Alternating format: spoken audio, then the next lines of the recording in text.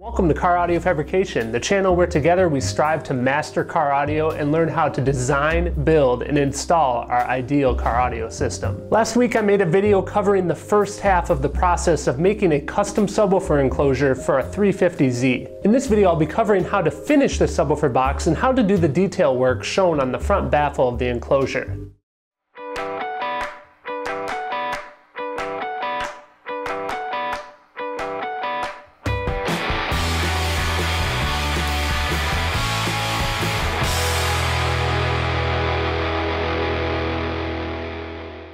To start the making of the custom baffle of this box, I first had to plan out what I wanted to do. Since this particular box is for a 350Z, I decided to take some inspiration from the design of the interior within the hatch. Now unfortunately this isn't the best picture, but take note of the divots on each side of the Z logo. This is something that is carried throughout the vehicle interior along with silver trim and the orange paint, all things that I look to integrate. To create the divots, I'm using a bullnose bit with a plunge router.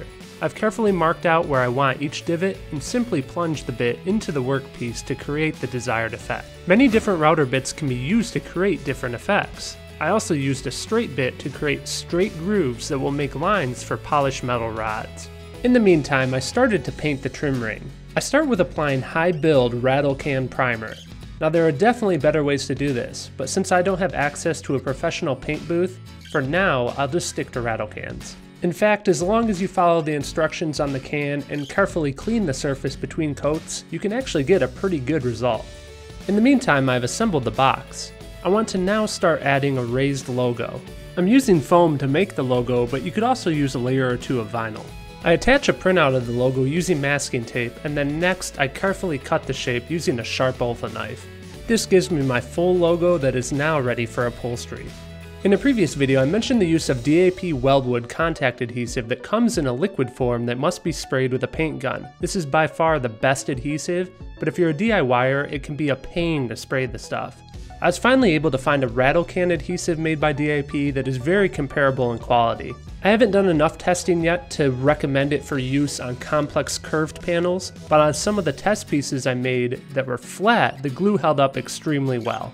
Anytime that you use any sort of contact adhesive, you apply it to both surfaces, allow it to dry as indicated in the directions, and then stick the two surfaces together. A really cool tip that I got from one of my friends and runner-up Installer of the Year Matt Schaefer was to use a screen rolling tool for pressing vinyl into tight edges. I also use a wooden roller to firmly press the vinyl onto the surface. Always start with the middle of a surface and make sure that all the detail work looks perfect, then move on to securing the outside edge. Now that the vinyl is applied, I can cut into the corner using a sharp knife and then remove the excess vinyl.